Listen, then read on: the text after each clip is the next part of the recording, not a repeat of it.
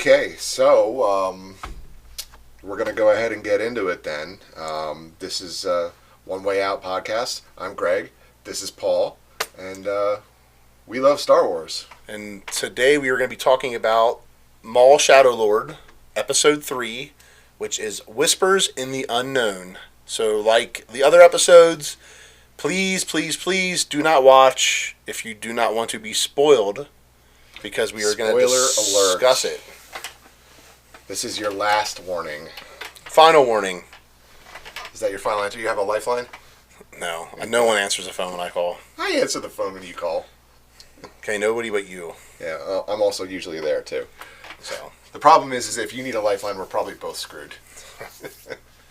But anyway, so Episode 3, Whispers in the Unknown, pretty much started off right where Episode 2 ended, which kind of gets me excited when they do that, because it's like, when it's all said and done, it's like we cut maybe like the intros off and the endings off, and like maybe it'll be like a movie. Oh yeah, I'd love for somebody to do a re-edit with some of this stuff and just make it one big, long episode. Like all the Evil Dead movies, you could take the endings off and the beginnings, and it becomes one long movie. Kind of like the musical we went to. Evil Dead the musical, yeah. That was great. But yeah, so they start off where it leaves off. Devin broke out of her cell. She used the Force, pushed her way out, and that's how Episode 2 ended, thinking that she's free and leaving. But we find out right away in Episode 3 that is not true. She is not technically free. Not at that point. No, not at all. And I actually really loved how Vario was immediately like, it wasn't me, I didn't do it, I didn't help her, how'd you get out? Yeah, Vario's growing on me. If I would have had to pick one of the characters I didn't love, it would have been him, but he's starting to grow on me a little bit. At first, I was like, man, I can't wait for Maul to kill him, but now I'm kind of like, maybe he'll leave him around. I think you even mentioned maybe they'll keep him around. Yeah, I think that it would be cool if Vario became a trusted member of Maul's crew at some point.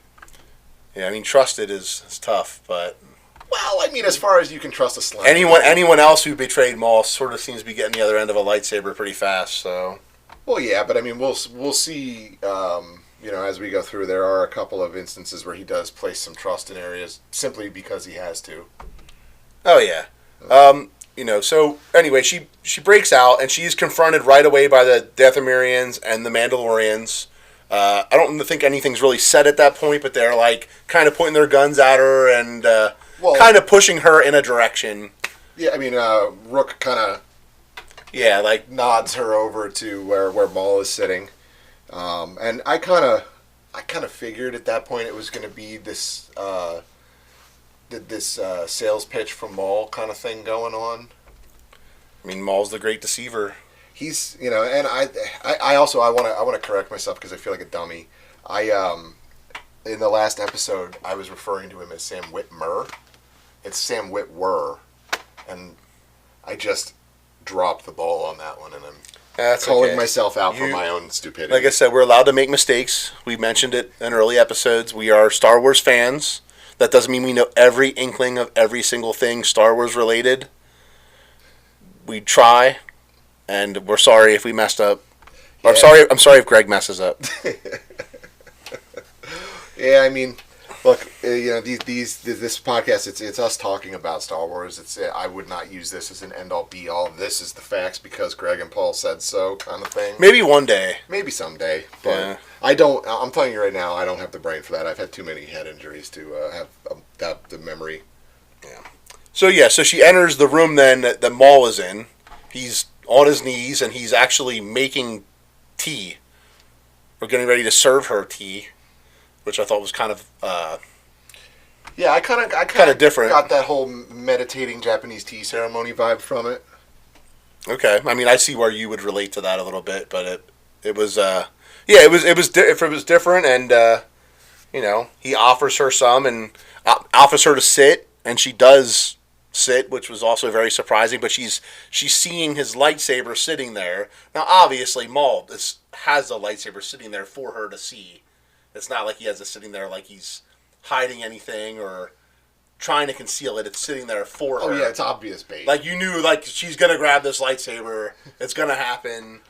When in the history of Jedi sitting there unarmed across from a Sith and there's a lightsaber in between them, has that ever not? When are these Sith gonna learn the lessons with that though? I mean seriously. Like Snoke would be alive today if he wasn't so stupid. Just bolt the thing down. Yeah, like, you trying to tell me you don't have some kind of, like, magnetic thing in Star Wars that can hold that down? Put it in a drawer? Yeah. Something like that. But yeah, so Maul also offers to inspect her wounds because she was wounded in the last episode. She does, and yeah, I mean, he asks her name. That was a big part of the episode. I actually, we talked about this off camera, but I definitely, thought it was interesting that she didn't actually tell him. She did not tell him. Yeah. I don't remember what exact words she said afterwards, but she does not tell him her name. Yeah. I remember he says something like it's only fitting or whatever. It's only proper. Along those lines, but yeah. So she doesn't tell her name, but she continues to talk to him for a little bit, and then she does the ultimate, like we talked about earlier. There's that back and forth where he's trying to like bait her and get her to come over. Like maybe we can do this the easy way. But she pretty much is like, yeah, screw this. I'm going to take your lightsaber and kill you. Yeah, and that's what she does. Yeah, and I love it how he just kind of kills the lights. Oh yeah, that scene was so. It was so horror movie-ish. I know. Like it was so great. Yeah, he's just sitting there, and the lights just go dim. And he's like, "We can work with this, or I can work with this." Yeah. So some of the words he said, which were pretty awesome. He says, "That's good. I can work with that, but you won't like it." Like that scene was just so cool. Like in the dark, the only light is his red lightsaber. It's pretty awesome. Yeah, and I also want to point out that sometimes that gave me a Paul is a DM vibe. Yeah. So. Shortly after that scene, though, where he makes that comment to her, we're back with Lawson in the police station with Two Boots, and they're decide they're going to investigate the ports where the Pikes and Valaria associates are going to meet, or where they typically meet. Yeah, that's kind of interesting because I guess they got a tip that the Pike shipment had already landed and was in the port somewhere. It's kind of neat because Two Boots is honestly, I thought I was going to like him more than I have been, but his character is becoming the thorn and. Yeah, I mean, we praise his character in the first two episodes, and we learn a little bit more that this episode and the next, which we'll talk about shortly, he's not as great at times as we thought he was. I feel like he's being a bit of a goody Two Boots. Little goody Two Boots. You're little goody Two Boots. Little goody Two Boots. Yeah, and I don't know. There's something like these past two episodes. Not to mention episode 4 at all, but in episode 3 anyway. He annoyed me. Like I was just like, dude, shut up. Like, don't you understand? It's like almost like the authority that Lawson had over him kind of went out the window. He's like a rules. Yeah. Guy now. Yeah.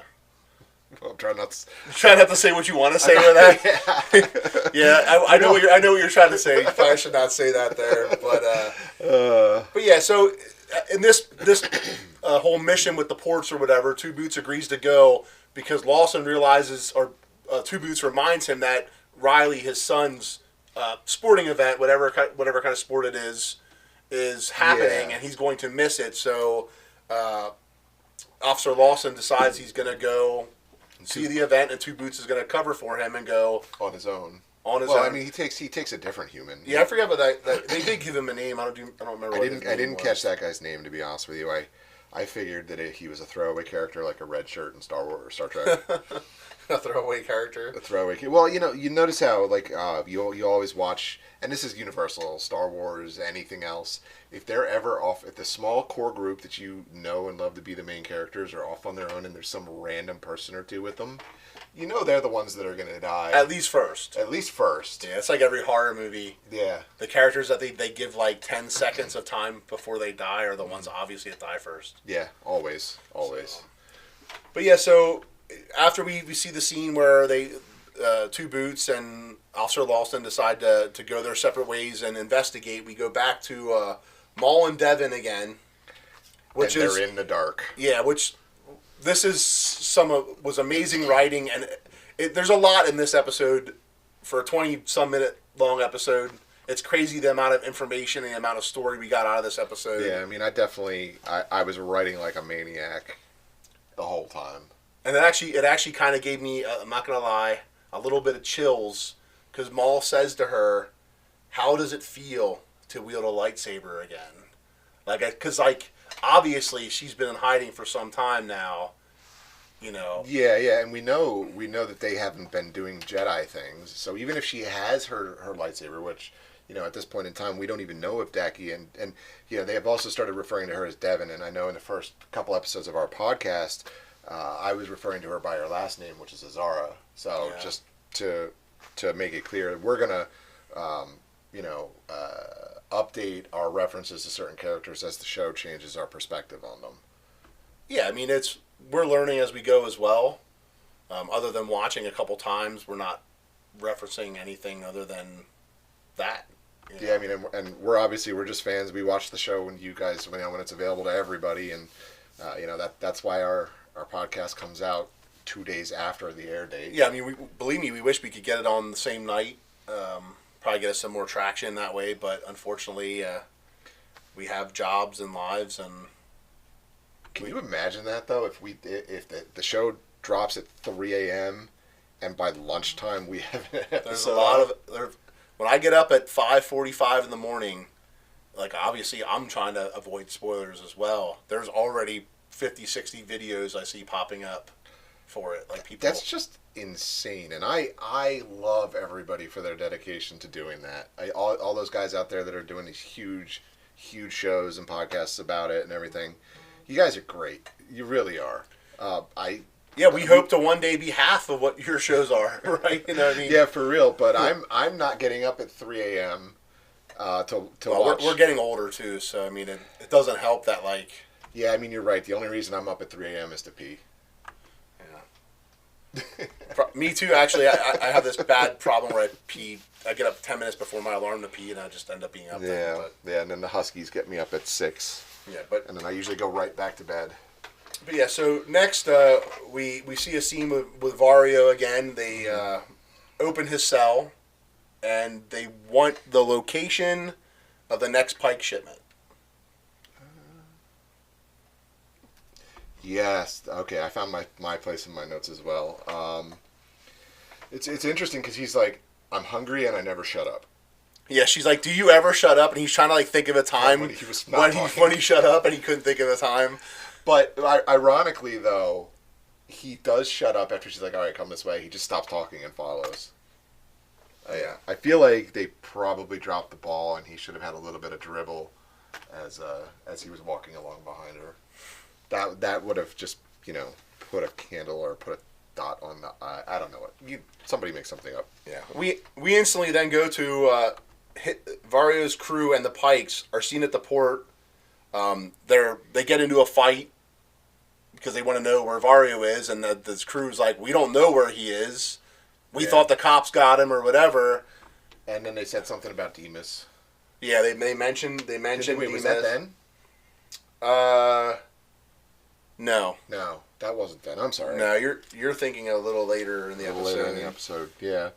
But basically they get in a little bit of brawl over, like, they think they're full of crap. The Pikes think the Vario's crew is full of crap that he's not there, and they instantly get into a 3-way battle because here comes Maul's crew, Mando Zuka, and it's that unlimited supply of ammunition. Mando Zuka has Mando Infinite ammo. I don't know. I'm bad at this game. But yeah, so they that happens. The Mando Zuka, it causes a lot of ruckus. So there is a cool scene with two boots. Yeah, he actually is pretty good at combat. He like flips up the ladder. Did you also notice that he is actually wearing two boots? I honestly had no. So when he jumps up he shoots the leg out of the thing and grabs the rope and it pulls him up. They show him land, right? Okay. He's literally actually wearing boots. A droid with two boots? He's literally wearing boots. That's funny. And now I have to pay attention to all the other police droids and see if any of them are wearing boots or if they all have. Or if it's just him. Or if it's just him. Yeah, I'll have to check that out tonight. I did not notice that. But yeah, so we then, after we see that, we end up seeing Lawson again at his son Riley's game. He has a little moment with his son. His son's pretty excited and happy to see him. Oh yeah, I Very loved surprised. It. It was like he was gonna like make everything all better. Father of the year, right this there. This is the time I'm gonna be father of the year. Father of the I'm year. here for you, son. And this is where little old Jedi Master Daki comes rolling up to talk to Lawson, and they discuss leads and discuss Maul a little bit. This is where we get the Uncle Daki. Yeah. And he also pleads to Officer Lawson about Devon's innocence as well. Yeah. That she's not involved. I actually wrote that exact phrase. Oh yeah. Also. Yeah. Yes. I mean they it's it's Daki It's being nice. the uncle figure for Devon. Well, I think he's trying to be very low impact with Lawson and not give away too much information also at the same time. Yeah. Soon after that, Lawson gets a call, and he dips right after his son scores a goal. It's got to be when the kid does something cool and he turns around and looks for Dad and Dad is not there. there. And you can tell he's very disappointed. Very disappointed. I'm going to ruffle my pages a little bit Alright, because I'm old and I write on paper still. We quickly get back to Devon and Maul again with this dark banter. in the dark scenes, and Yeah. Maul mentions that the Jedi are traitors. And they got betrayed. Yeah, that they're to the rest of the world, the Jedi are traitors. Yeah, Not that he believes that, but he wants her to know that that's the Empire's made the galaxy believe that they are. Yeah, he's trying to Traitors. he's doing his absolute best to draw commonality with Devon and try to be like, look, we are the same. You were betrayed by the Republic and they became the Empire, and now you're a fugitive hiding, and Sidious cast me out. He killed my brother. He killed my mother. We were betrayed by the same person. Yeah. So it becomes this whole the enemy of my enemy is my friend is what he's. I guess that's the angle he's trying to start off with it. Yeah, she also he brings up about, have you ever encountered an Inquisitor? Oh yeah, he does say that. That's wicked. He brings that up to her, and she says something along the lines like, "No, but I can take care of myself, or I can handle myself." Yeah, and I think he responds to that with something along the lines of, "I'm sure you can handle yourself, but you have no idea what you're dealing with." Yeah. So. On the way to the scene, then we have two Boots and Officer Lawson in the police vehicle. They're traveling there, and Boots is still insisting on contacting the Empire. It's actually getting to the point where it's actually putting them in like a slight argument. Oh, they're definitely at each other about that. And this is where the big revelation comes up. About Lawson's wife? Yeah. So we were wrong. We were wrong. I mean, at least we don't know a whole lot more, but yes, we're. Oh, yeah, but I'm telling you, like we legitimately dedicated a solid 5 minutes to. That his wife was in prison. Yeah. I thought it was. The fact that the kid wasn't living with the mom bothered me. If he believes his dad kind of sucks, it kind of bothered me that he wasn't living with his mom. But now we found out that his mom actually left them to work for the Empire. She is his former wife, as Two Boots puts it. Yes. Which I was just like, oh. And the working for the Empire thing.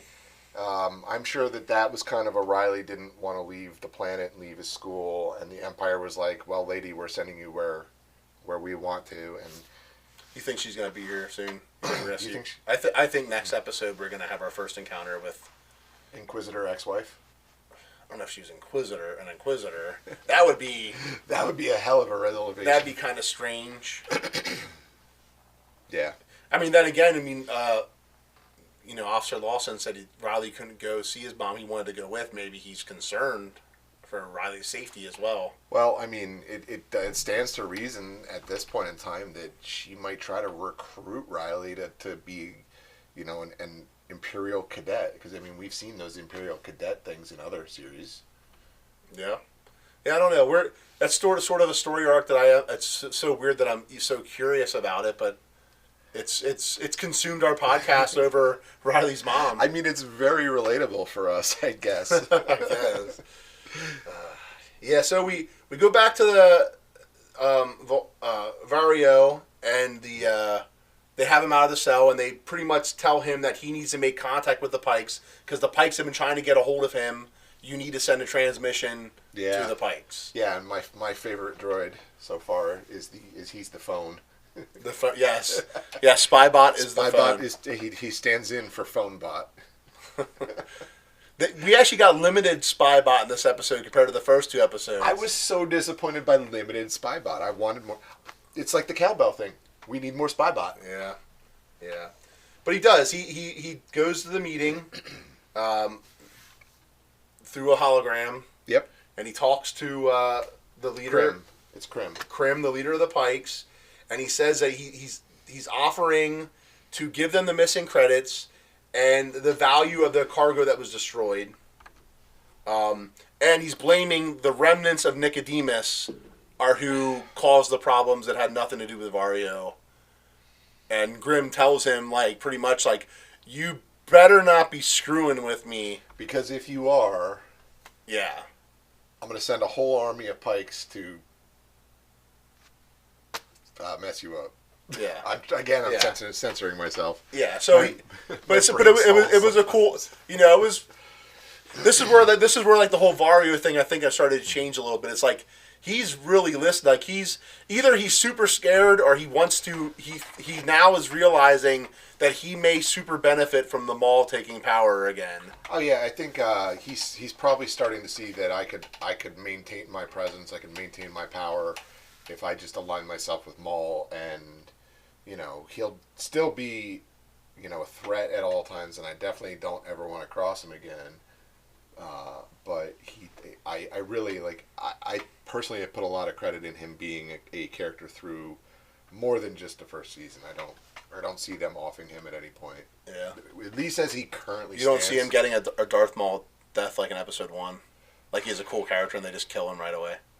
I mean, that's possible. But again, that definitely goes back to our theory of don't like a character because then they'll kill him. If he does die this season, I think it'll be the last episode. I think if he dies this season, it's not going to be Maul. That's true too. Maybe we'll get one of the other syndicate leaders involved. Maybe I'd love to see some Black Sun or some Crimson Dawn. See some of that going on. That would be fun. Yeah.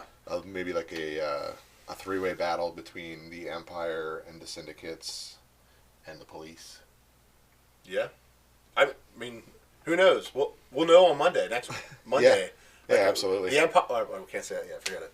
I'm skipping ahead an episode again. I apologize. That's the real tough thing about the two episodes on every Monday. Yeah. Like you get. I mean, we don't want the podcast to be 2.5 hours long. We want to do it in segments per episode, but it is. You're right. Yeah, it's really tough to not. When I know what's happening in the follow up, I just want to. We did get an answer from a last week episode though. Oh yeah. We know that the woman in the police station that Lawson's always talking to, that she is actually the police chief.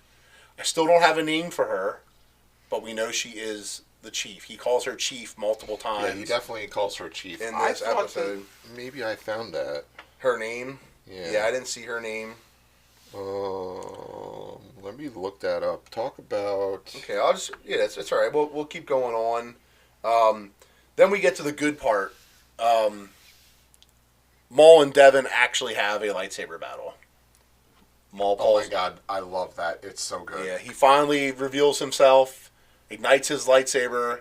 They have a battle. He pretty much toys with her at first. Like, she's not in any way a match for Maul's abilities with a lightsaber. Oh, yeah, he's toying with her 100%. Yeah, the entire time. But he does eventually get to her, and he says stuff to her like, it's not that you are afraid, it's that you're weak, after she says she's afraid. And then he says, like, you have no purpose, no hope, your future was robbed from you, refusing your call to fight, your life is in ruin. And it has this fight also has some super, super, super badass Darth Maul mixed Duel of Fates mixed in music to this. Sorry, spam call. Spam call. So while we have a spam call, I was able to actually find Chief Kleiss. Or maybe it's Kelsey. Kiko Agena, I think, is the actress who does the voice. I think it. Well, it's Klyce. Yeah. KLC. Klyce. Someone else could tell us how to say it. They didn't say it in the show yet, so I don't know. No, they just said Chief, but we have a name at least. I think. Yeah. I think. Yeah. So basically, after Maul talks all this shit to Devin, she does actually flip up from being knocked down, and she actually gives him a pretty good, hard fought battle. And Maul actually is happy about this. I think he sees the skill. Yeah, he's super happy about this. Basically, he lets her run away then. She runs to this, climbs up and gets to this opening. Yeah. And I think that's a lot of the if you love it, let it go thing. He's got to let her go back and see if he's right. And then he does that cool little... That's mine, and Force takes the lightsaber out of her hand, and I will need that. Yeah. No, that was it was super epic. The whole episode was fast paced. Once again, I obviously there are only half an hour or less episodes, and it kind of sucks a little bit, but we got so much out of that episode. Well, the one thing that I think you forgot to mention when he takes the lightsaber back from her, he says her name. That's right. He does say her name. He says, "I'm going to need that back, Devin." Devin. Yeah. That was pretty cool. It was pretty cool. Oh my god, why are you doing that again? I don't know. Because I'm a dork. And we also forgot the part where when she thinks she finally escaped and you see the big shadow. Oh yeah. I do like the use of the Darth Maul silhouette. Yeah, they use it a lot. Always creeping up on her. It's like, this is happening. You know, I was, being a huge Star Wars and Darth Maul fan, I was a little skeptical of this series at first until all the reviews came out. Because it's like, sometimes when people try to, do shows where the villain is the main character, they just don't kind of work out a lot of the times. But this one is, they created all these new characters. It's still all these new characters. And they're so enjoyable, and it's just an amazing show. I'm not just saying that for this podcast. I'm not getting paid to do this podcast. I'm telling you, the show is amazing, and it is a breath of Star Wars fresh air. Oh, so good. Like, knowing that Filoni is more involved again and pushing for this stuff, it is such a breath of fresh air. And I just... I feel like a little kid. I just can't wait till Monday. Oh yeah, it's crazy. Monday's the day back to work, but I can't wait till Monday. Let's get here Monday. You know. And that's one of the things that I really like about it when Star Wars has a series that they drop, and it's that once a week thing. They always seem to put it on a day that you otherwise wouldn't look forward to. And it just they're trying to make my day better. Yeah, I mean they're trying. It feels like they're trying to, say, hey, it might be Sunday, but it's not so bad because there's Star Wars. Yeah. No, so. It was. Believe me, Monday was not an odd placement I thought for the show, but it worked out because the final few episodes are on May the 4th, which is a Monday. I'm sure they planned that and backdated the start. And we will be doing this podcast from a theater. I rented a theater for May the 4th to watch the last two episodes of Maul. So we will have our podcast, at least a podcast from the theater. Yeah. Well, we're going to do kind of a pre-show. We're going to talk to everybody that's there. Obviously, we're not going to show the episode while we're there. No, maybe just a clip or two. We might flash a clip or two, in post-production, but then after the episode is done, we're going to talk to everybody about what they thought about it and what they thought about the series, get a little bit of live audience interaction going with it. And we should have probably our final thoughts videos, the videos on those last two episodes probably out Wednesday, Thursday, right after, so.